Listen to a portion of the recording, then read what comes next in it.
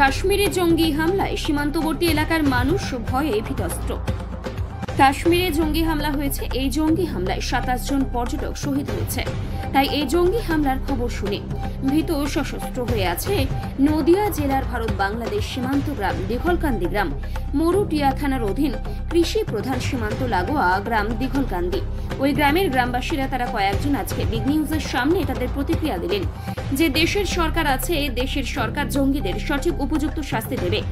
আবার তাদের বাড়ি থেকে বাংলাদেশ বর্ডার 1 কিলোমিটার, তারাও ভয়ে আছেন। যদিও তাদের সীমান্ত লাগোয়া গ্রামের পাশে জঙ্গি হামলা হয়, তাহলে তারা কোথায় যাবে? কাশ্মীরে ঘটনার পরে তারা এই প্রতিক্রিয়া দিলেন বিগ নিউজের পর্দায়। আমার বাড়ির এখান থেকে এটা দিঘলকান্দি বাজার, দিঘলকান্দির বাজার থেকে 2 কিলোমিটার দূরে আমাদের বাংলাদেশ বর্ডার। আমরা আতঙ্কিত। কাশ্মীর বর্ডারে যেভাবে ইসলামিক যে জঙ্গি সংগঠন তারা যেভাবে আক্রমণ করে আমাদের ভারতের যে 28 জন নাগরিক মারা গেল, আমরা খুবই ভীত আছি। আমাদের এখান থেকে 2 কিলোমিটার দূর বাংলাদেশ, আর বাংলাদেশ যেভাবে হিন্দুদের মারছে, বাংলাদেশ যেভাবে জঙ্গি সংগঠনে পরিণত হয়েছে, টোটালটাই তো জঙ্গির দেশ বাংলাদেশ। আমরা আতঙ্কিত। এখান দিয়ে আমাদের 2 কিলোমিটার দূর থেকে এসে আমাদের না মারে। এখন আপনার পরিচয়? আমি দিঘলকান্দির একজন সাধারণ নাগরিক। দেখুন, যে ঘটনা ঘটেছে এটা সভ্য সমাজের জন্য অত্যন্ত ঘৃণ্য।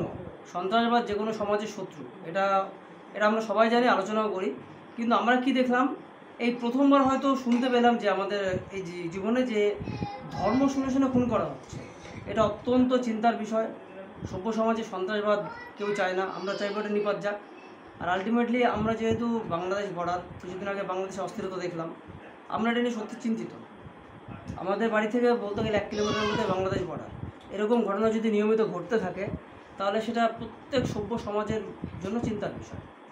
আর একজন ভারতীয় নাগরিক হিসাবে, একজন ন্যাশনাল হিসাবে অবশ্যই চাইব যে আমাদের আর্মি এদের কঠিন জবাব দিক, সন্ত্রাসবাদকে সমূলে বিনাশ করুক, দেশের ভিতরের এবং বাইরের সমস্ত সন্ত্রাসবাদ সমূলে বিনাশ করুক। আর এতে কেন্দ্রীয় এজেন্সির ব্যর্থতা, ইভেন লোকালদের সাপোর্ট, দুটো টপিককে এড়িয়ে যাওয়া যায় না। আমরা চাইব যে সন্ত্রাসবাদের আঁতুড়ঘর পাকিস্তান, সেই পাকিস্তানকে এবার যোগ্য জবাব দেওয়া হোক। সার্জিক্যাল স্ট্রাইক তো অনেক হলো, এবার ওপেন হার্ট সার্জারি হোক। পিওকেতে যত টেরোরিস্ট লঞ্চ প্যাড আছে, যা আছে সব ধ্বংস করা হোক। আর একজন ভারতীয় হিসেবে চাইব কাশ্মীর আমাদের এক এবং অবিচ্ছেদ্য অংশ। আমি চাইব সমস্ত ভারতবাসীর পক্ষ থেকে এই সুযোগে সমস্ত কাশ্মীরটা আমাদের দেশের মধ্যে নিয়ে নেওয়া হোক। আর কতদিন পাকিস্তানের আন্ডারে আমাদের দেশ দিয়ে নিয়ে রাখবো? ওই পিওকের আন্ডারে যেসব জনগণ আছে তারা আটার জন্য হাহাকার করছে। আরে ভাবতে অবাক লাগে, যে দেশে জনগণ খাবার পাচ্ছে না, তারা টেরোরিস্ট ফান্ডিং করার টাকা কোথায় পাচ্ছে? ওদের যোগ্য জবাব দেওয়া হোক, পিওকে পুনরুদ্ধার করা হোক। আপনারা এমনি কি ভীত সন্ত্রস্ত? অবশ্যই ভীত সন্ত্রস্ত, যেহেতু আমরা বর্ডারে বাস করছি। আমাদের 1 কিলোমিটারের মধ্যে বাংলাদেশ বর্ডার। আর কদিন আগে বাংলাদেশে যে একটা অস্থিরতা দেখলাম আমরা, এখনও সেরকম মোটামুটি বাংলাদেশ এখনও ওই বিচ্ছিন্নতাবাদীদের হাতেই বাংলাদেশটা আছে বলা যায়।